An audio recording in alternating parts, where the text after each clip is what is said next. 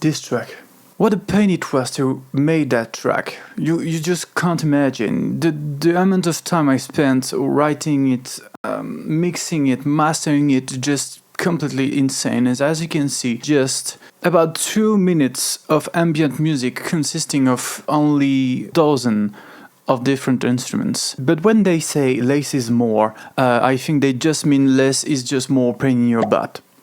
So this track is called Sad Horror Music for the moment. So as you can tell, my track naming process hasn't really improved that much during this past month. And this track is inspired by the kind of ghost, hairy tales I'm reading at the moment. So this is the kind of mood I'm in for now. And I wanted to create this kind of sad, piano-driven kind of track, but with this unsettling textural mood on top of it. And as you will see, this track is made using only libraries from Fractal Sounds, and the reason for that is just because I fell for some of the bundles available this summer. It is 2025. Fractal Sounds made some bundles you can get, and as I already own a lot of their libraries, it was the right time to complete. And another question that popped to my mind was, does Fractal Sounds library can make horror music? So it's been a dodgy answer to that question right now, because it is not a fairly spooky or horrific track, but it is more like my usual atmospheric, unsettling and moody kind of track, and not muddy. And we're gonna talk about muddy things a lot in this video I'll show you. So first thing first, let's have a listen to the track, and I will show you my whole process writing it.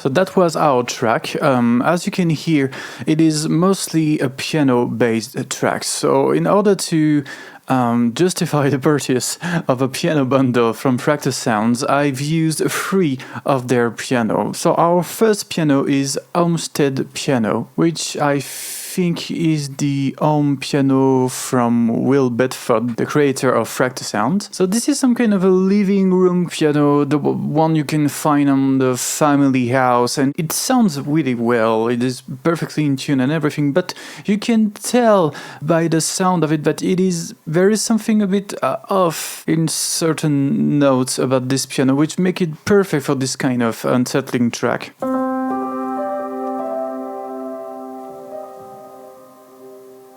So that was the sound that kicked off this whole track. I've used it alongside an instances of Echo Boy, my usual ping-pong delay preset I've made 1,000 of years ago, just to add this kind of movement in the stereo field.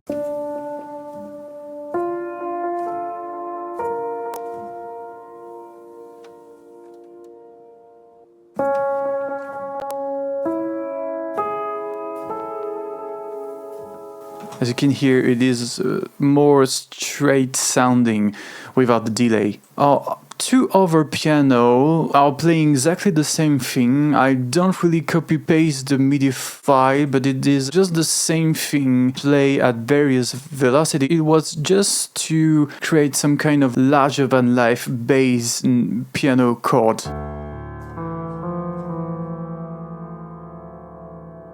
So as you can hear, very nice and clean and just the good amount of warmth in the lower frequency. And I've added an instances of Midnight Ground, which is the same piano they used to make Spotlight piano, but with some felt between the key or some kind of this, weird technique to create some weird sounding.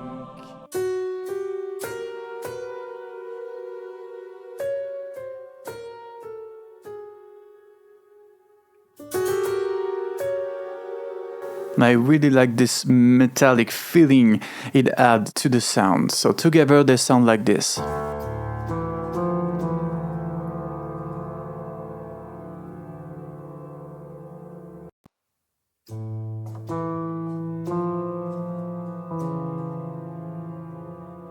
And that's it regarding our piano. I've leave almost everything pretty straightforward. I have played with the timbre shift in here and there, some color movement. I've added a little tiny bit of the room tone from the Midnight Ground, and I think that's probably it. The atmospheric layer they usually add in every Fractasound product is set to about 50% for each instrument. I wanted them to be here, but not too overlapping with the rest of our texture sounds, which we are gonna look at right now. So the first sound that came to my mind when I finished the piano was this kind of scraping, metal, like you scrap a cymbals with a bow. Sadly, Fractasound doesn't really have that kind of sound, or should I say they don't really have this kind of sound in the way I'm thinking of it. So the way of doing this was to use an instances of Zen, their meditation sample instrument. The funny thing with this instrument is I have never used it to write this kind of very Zen and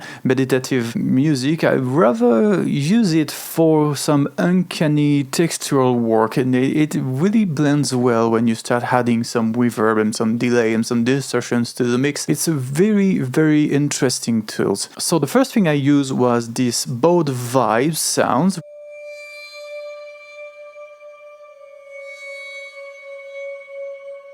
So as you can hear, it is a very clean sound, but with the right chord and with this kind of, the wave articulation, and if you press the key hard enough, you start to hear the metallic resonance of the cymbals, and it can become very disturbing if it's used the right way. So in conjunction with our piano sounds, it sounds like this.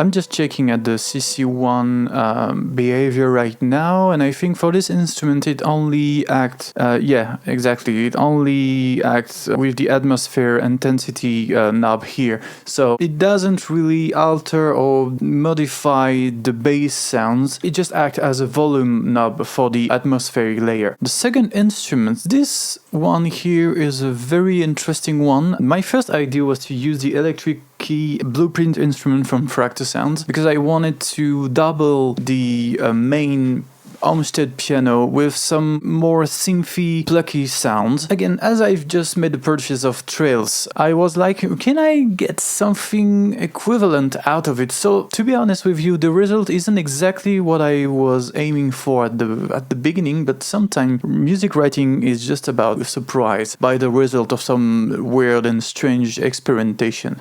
So, here is how it sounds like by itself.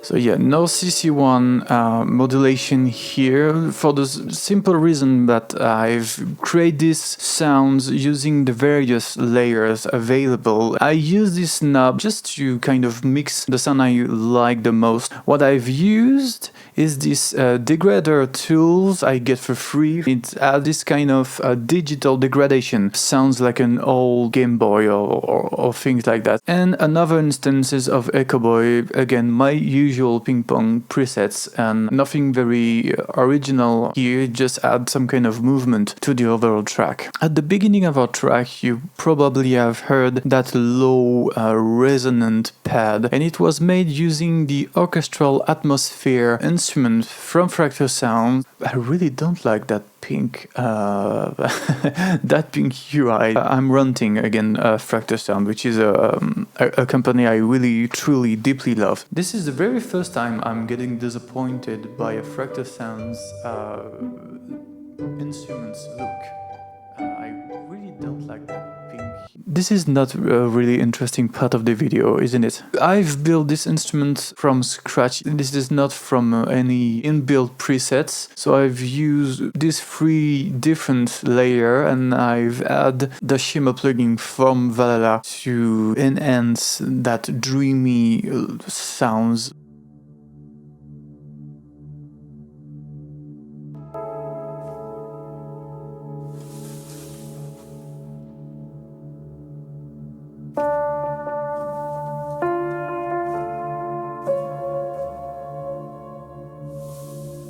Next, we have one of my favorite instruments of the Fractal Sounds catalog, which is solo strings formation. If I have to keep just one of all these atmospheric instruments, it will probably be this solo strings formation. For the purpose of these tracks, I've used the Layer Blend engine in solo strings formation.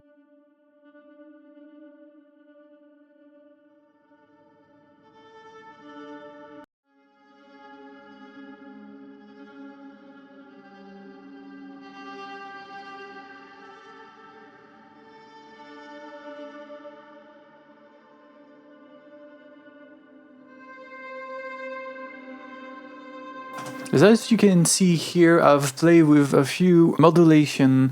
I've decreased the volume here throughout the piece because as the piece is getting more and more intense, I find out that this atmospheric pad here was getting too much over the rest of the piano sounds, and I don't wanted that. And I've also played with the stereo fillet. Instead of using some delay plugin or some tremolo plugin, I just make it by hand, playing with the pen left and right, and as you can see, it progresses throughout the piece. Our 2 final instruments are the atmospheric layer from Moonlight Celeste, which is the Fractal Sounds take on the Celeste piano, and I've get rid of the original recording and just use the atmospheric layer, and I think I've used them just to double our Zen bow vibes up here and add a little more depth and interesting sound.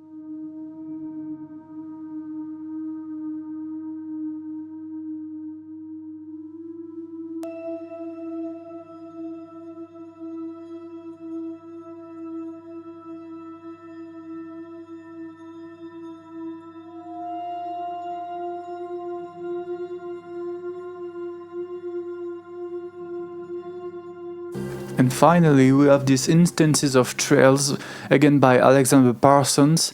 This time it is the granular engine, which is a very interesting tool I find within this library. So I've used this as some kind of a bass pad at the very end of the track to add more threatening sound.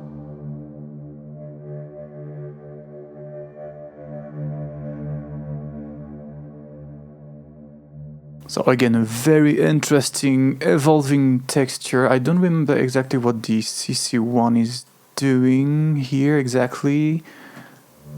It just modulates the intensity of the sounds. And that's it. That's all the instruments you can hear throughout the piece. But the real work begins now, because now you have to mix everything. So just for the purpose of this video, I'm not gonna setting all the mix plugin on and off because it will be too time consuming. I'm gonna just set my mastering chain off so you can hear all the work that has to be done at this stage.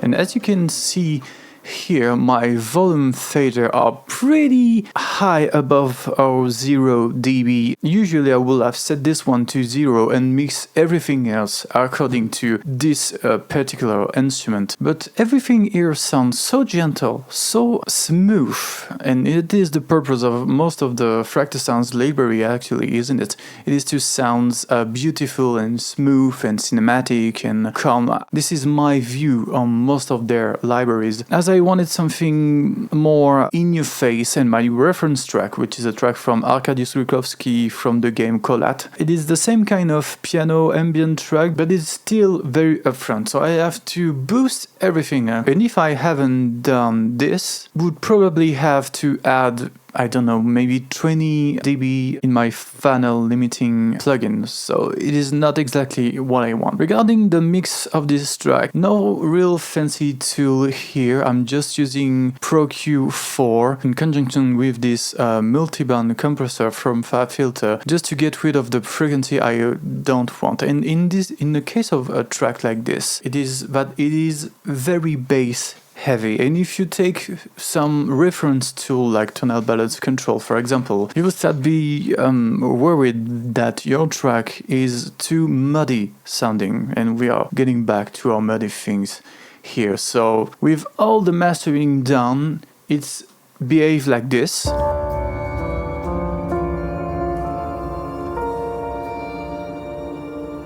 So as you can hear, it is pretty heavy on the lowest mid-range, and it was a real pain to get rid of all those informations without losing the purpose of the track. And that was made using various EQ and compression for all the different instruments and on our instrument bus you can see here. Regarding on mastering, if you're familiar with the channel, nothing very new here, an instance of OTT to add a bit of hair to the very high end and tame some of the lowest frequency and glue all the frequency together. Another multiband compressor to really control my lowest and mid-range. A fairly amount of EQ. This is probably not EQing that much on any other track, but for this very particular track, it seems like the only thing to do, because as you can hear and see, everything is already slightly EQ'd. So yeah, maybe it is not the best way of doing it, but at the end the result is I have to EQ a fair amount of frequency out of this track. My wider plugin, again, used very sparsely because we don't want the stereo fields to be too wide, and we already have some echoing plugins, so I keep things fairly controlled,